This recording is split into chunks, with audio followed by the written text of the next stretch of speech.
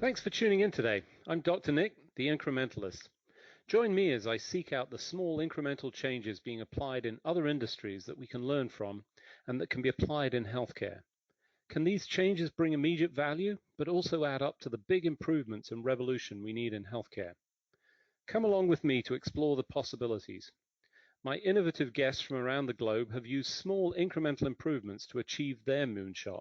And today, as I am each and every month, I'm joined by Dr. Craig Joseph. He's the Chief Medical Officer at Nordic Consulting Partners. Craig, thanks for joining me. Well, thank you again for having me. As we do each and every month, we take a look at the latest and greatest in terms of news and cover off some interesting insights. I think at this point, it feels like ChatGPT has taken over from COVID as the trending topic that will persist. At least I hope so, because it's fun to talk about, certainly fun to use. And for me, I think the most resounding piece of data that I saw about this, aside from seeing a couple of friends who go, wow, I tried it and it actually, it's cool, was the fact that NVIDIA announced its latest financial results and almost blew out of the water, I think, the highest record for biggest, I don't know which one it was, it really didn't matter, but they're almost on the verge of joining the $1 trillion club. And all of that on the back of AI computing power that's necessary to do all of this. So for me, just additional data that says, if you aren't using it, what are you doing? Why? What is wrong? What is wrong with you? Yeah, so I don't know. What is this Chat GPT thing you're talking about? I am not familiar with this. No, I am familiar with it.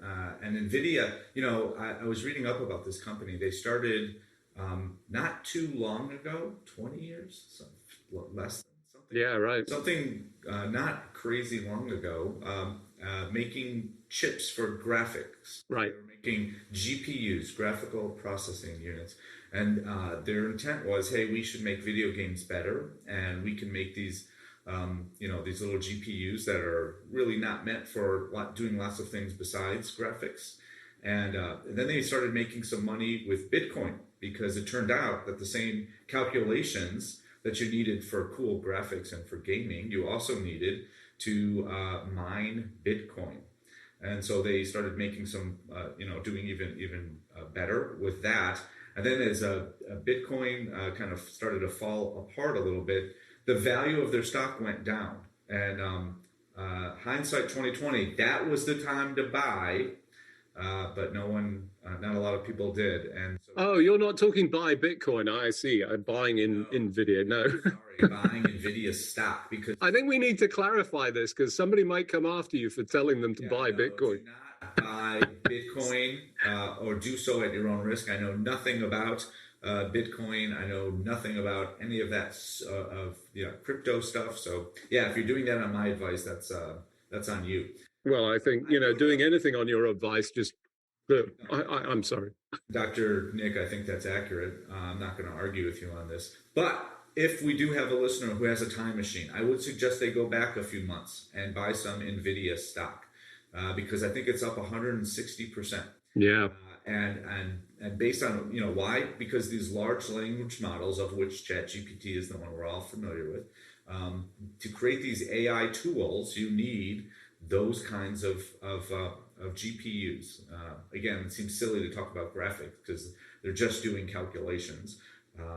But yeah, so we finally have a use case besides graphics for these little units, and boy do we. So you can't get them created fast enough. So yeah, I think large language models and these new AIs like ChatGPT, they deserve the praise that they're getting. Right? They're not really on the hype. It is much more than what some folks say, which is we're just it's a flash in the pan. It's hype cycle. I'm there's no way that that's the case at this point. There are so many interesting aspects to it.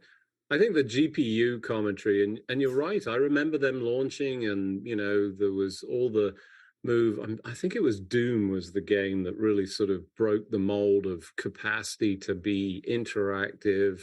And it was offloading the processing power. And then people started to realize that there was all this spare processing power available because you plugged in this card.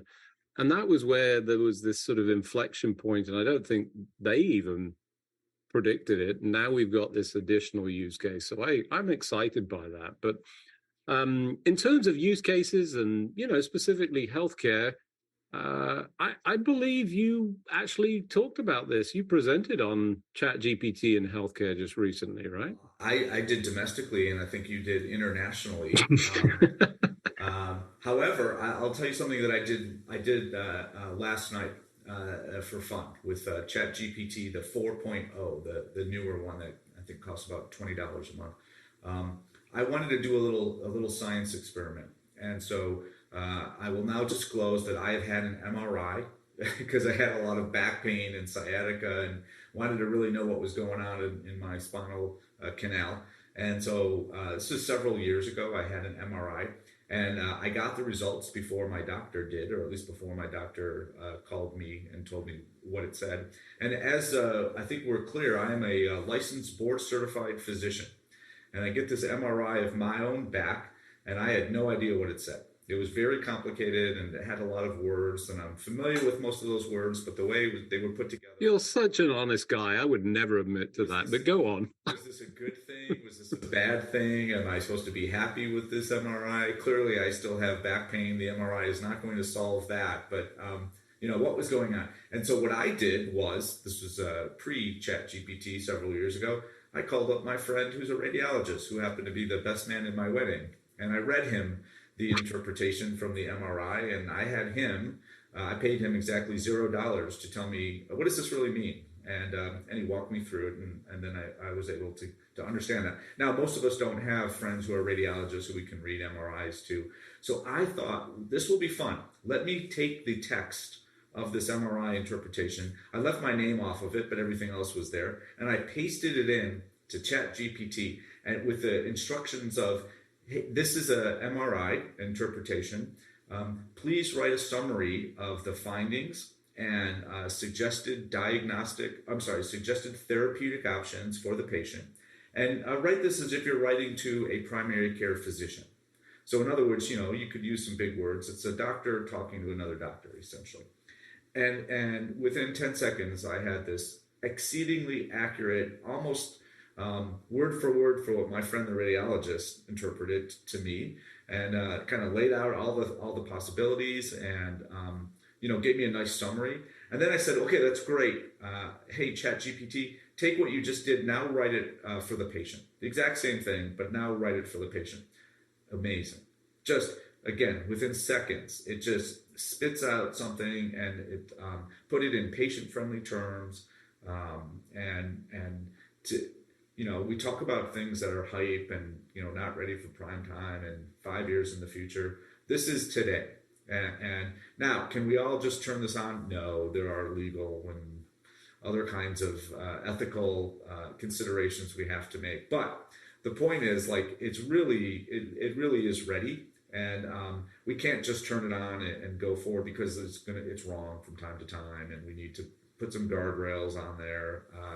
But boy, oh boy, it's as they call it, an iPhone moment, or for me, it's kind of like when I discovered that there was such a thing as Google, and it could really very quickly point me in the right direction when it comes to websites. You mean you don't still have that bookmark collection that you used to organize and put into folders to keep records of all these places that were useful? I will now age myself, and I will tell you that I remember holding, and I wish I would have bought, but I remember holding in my hands at a bookstore, which is, again, another way of me aging myself, a B. Dalton's or something like that, some bookstore. It was called The Yellow Pages of the Internet, and it essentially was a book with maybe 100 pages, and each page had 5. It was an index of the web? It was, yeah. Oh, if you're. Oh my God, I didn't know that existed. This is priceless. I wish I would have bought it. I didn't buy it. And if I would have bought it, I probably would have thrown it away or recycled it. But yeah, so I'm old enough to remember that. Oh, absolutely. I don't I have that I anymore. I had for the longest time, I think I still have them hanging around somewhere. I just don't even pay attention to them. Was this bookmark collection and exporting and re-importing and then organizing and archiving? Dear Lord, of course, completely irrelevant. You know, back to the Chat GPT, and I think you're right. I mean, one of its sort of clever capabilities is to put things in terminology for different, let's call it grade levels, but understanding. um I'm really hesitant. I've seen a number of people comment on this, and I think I feel the same. I don't want to anthropomorphize the tool, because it ain't human. It at its basic, and I know we've talked about this, it's just saying I this is word A. Word B, the following word is most likely to be this. I mean, and I know that's super simplification, but ultimately that's what it's doing. And even the folks that really understand it, at least my experience with them, are saying, I'm not quite sure how it's doing this. It's a little bit magic in terms of the capability and the way that it's sort of creating this content. And that's giving everybody their sort of pause for thought. Is this a Skynet moment and whatever? And I'm really not in that area. Don't sort of think that. I think, as you rightly say, we have to watch carefully and implement. But as I said, and you're right. I got to go to Barcelona to talk about this. It was fun. Or as we were talking, Barcelona, as that would be in Faulty Towers, for those of you that know the classic John Cleese series. And Manuel, the long-suffering waiter that worked in there, that's where he was from. But it I made this point, and I make it repeatedly to anybody that is willing to listen to me. And to be clear, that's you and maybe a couple of people in my family, but it's not my whole family. um, just get involved, just use this stuff, even if you have no idea what you're doing, because you'll learn. You can actually use the tool to learn, no different to the way that we use Google for, understanding how to do X or Y. I mean, I realized I'd been phased out as a parent to teach my son how to shave when he said, "No, that's all right, Dad. I'll just YouTube it." And and now I'll just Chat GPT it. And there's nothing wrong with that, as long as you do it in the context of at least some overarching understanding. I think you're doing yourself a little bit of a disservice to say that you don't understand these words. I mean, you were able to review that content and say, yeah, that clinically made sense, and it references back. And I think there's so many opportunities with this that if you're not playing, you truly are missing out on the potential of what it could or is capable of doing. For those of you just joining, I'm Dr. Nick, the Incrementalist. Today I'm talking to Dr. Craig Joseph. We were just, as usual, talking about ChatGPT. I think we're both super fans, super geeks around this. We just both presented talking about this and the opportunity, and covered off the NVIDIA boost that I think just reaffirms that this is not just a flash in the pan. Let's talk about some other news. I think, most recently, or one of the more recent things, was the public health announcement from Dr. Vivek Murthy. And I certainly posted about this. I'm in such violent agreement. The damage that this is doing. And, my point was, it's not just children, although that's where he was sort of focused, but I think across the world. And I heard something interesting. I was talking to somebody about one of the new tools, TikTok in this case, and they have taken away the gaps that you see if you look at Instagram and you scroll through. They've removed the gaps to make it even harder and more addictive. I hadn't even understood that as a sort of element. Did you read it? What did you think? Where are you? Well, and again, let's take it back to what he was saying. So basically, he was saying that social media is not just potentially bad for a lot of kids, it is bad. So we have ample evidence now that social media in general, I wouldn't point you to one being worse than the other, although that's probably the case, is harmful when in many ways. This is me trying to be diplomatic. Whoa, whoa. When are you ever diplomatic? What's with I'm that? never diplomatic. I'm trying to be. Oh, okay, all right. Yeah, I've never been successful at being diplomatic. Oh, there you go. I am not one to say that social media has no benefits. I'm on multiple social media every day. I generally use it professionally. I learn things, and I put my learnings out onto social media. So I think social media absolutely has a place. However, there's lots of now academic research. So this is not so much opinion. This is fact, saying that children and teenagers have trouble emotionally with a lot of what they see, and that the algorithms seem to, either purposefully or not purposefully, often direct in a negative way. And so, it used to be when Facebook first came out, like, you saw what your friends posted. And if you didn't label those people as your friends, you didn't see what they were posting. And then to get more engagement, the Facebooks of the world started saying, oh, well, if you're interested in what your friend posted about this, you might be interested in these other things.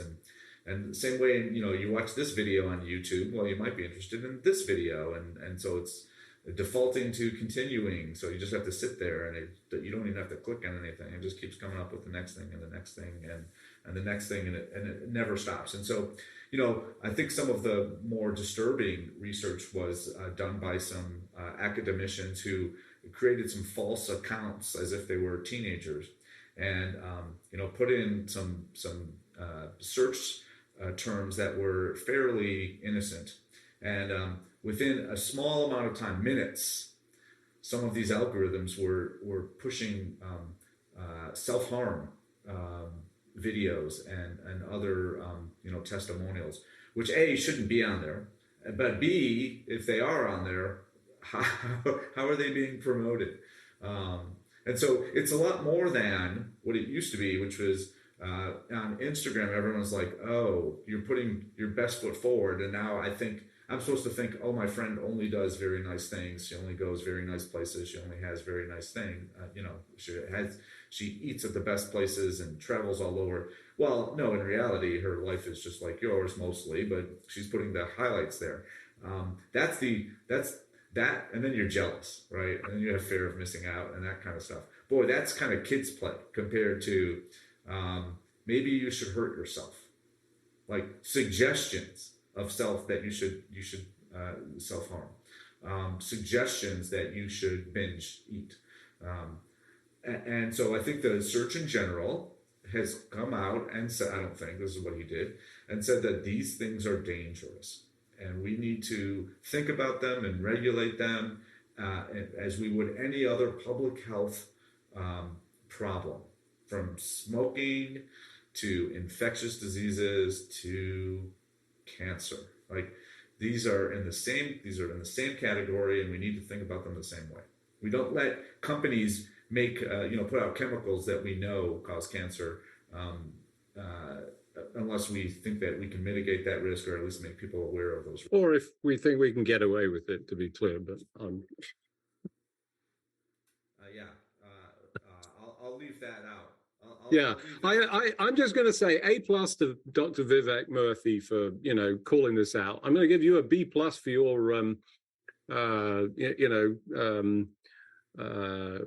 appropriately navigating this cautious description. In fact, B+, so good you could make a really great radiologist. I cannot rule out with any certainty whether there is a possibility or not of a potential or otherwise. No, you're joking, but let me go back to my ChatGPT example just for a second. When you were belittling me for saying that I didn't understand. I'm going to give you an example. There was a note in my MRI about a desiccated disc Yes. that I had. Now I know that desiccated means dried out, right? Doesn't, but I don't know what that means. Like I know what it means. It's a slightly dried out disc. ChatGPT told me, as did my friend the radiologist, that you know what, that's kind of normal for an old guy like yourself. So that's not really worrisome. But in and of itself, that shouldn't be causing you any problems. No one would do anything about that, right? Mm-hmm. That's what I'm talking about. ChatGPT and my friendly radiologist came to those conclusions, and so, yeah. And I am ecstatic with a B plus compared to Vivek Murthy. Well, it's shocking to hear you as a not being inflammatory, but it was fun. So a couple of other things that we should talk about. I think the JAMA article that essentially said that the intersection of EHRs and healthcare team communications, functions, and well-being. It was some long-winded occupational health, but the upshot was that it's promoting fewer person-to-person interactions among clinicians, and we ought to reverse this trend. I think we all knew that, right? I don't know if we all knew it actually. I'm going to say all clinicians knew this. Was that where you were going? I actually was not. I think that there are people like you and me, and maybe some older folks who think that. I think that there's a lot of younger physicians who that this is just how it's always been, and these are the same people who don't want to call on their generation. They're uncomfortable with the phone. At their generation, they've always just sent a quick text, sent a message to someone to get information back. And the point, which I agree with this, and like you, I'm like, duh. But we need research and academicians to give us evidence of what often we think we know for certain. In the olden days, if I was confused about a patient, I would call up a specialist and say, hey, this is what I've done. This is what I'm a little worried about.